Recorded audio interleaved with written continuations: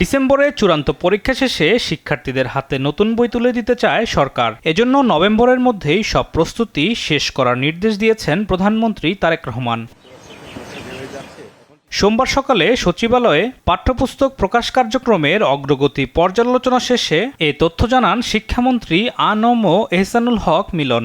বলেন, নতুন বছরের শুরুতেই বই পৌঁছে দিতে প্রয়োজনীয় প্রস্তুতি নিচ্ছে সরকার। মাননীয় প্রধানমন্ত্রীর নির্দেশ 30 নভেম্বরের মধ্যেই আমাদেরকে রেডি থাকতে হবে। আগস্টের শুরুতেই বই ছাপানোর কার্যাদেশ দেয়া হবে জানিয়ে শিক্ষামন্ত্রী বলেন, কারিকুলাম পরিমার্জনের পাশাপাশি নতুন 4টি বই যুক্ত হবে। আগস্টের ভিতরে সব দিয়ে দেব, দেন দে উইল স্টার্ট প্রিন্টিং। আর এই বিষয়ে যা তদারকি করার দরকার রয়েছে তা আমাদের মন্ত্রণালয়ের টিম রয়েছে, এনসিটিভি রয়েছে, এবং আমরা সম্পূর্ণ প্রস্তুত আগামী দিনে সুন্দরভাবে বই দেওয়ার জন্য। এ নিয়ে সন্ধ্যায় পেপার মিল মালিকদের সঙ্গে বৈঠক করেন শিক্ষামন্ত্রী।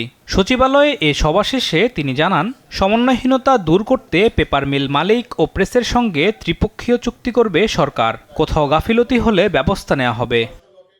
কে কাকে ঠকায় এই বিষয়টা আমরা জানতে চেয়েছিলাম। এটা প্রমাণিত হয়েছে যে প্রেস মালিক এবং পেপার মালিকের মধ্যে সমন্বয়হীনতা এটি একটি বিষয় থাকতে পারে।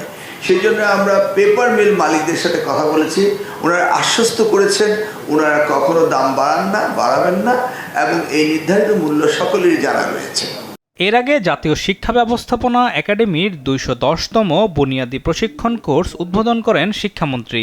বলেন, শিক্ষকদের প্রশিক্ষণ কারিকুলাম পরিবর্তন ও নতুন প্রক্রিয়ায় প্রশিক্ষণার্থী বাছাই করা হবে। শ্রেণী কার্যক্রম ডিজিটালি নজরদারির কথাও জানান শিক্ষামন্ত্রী।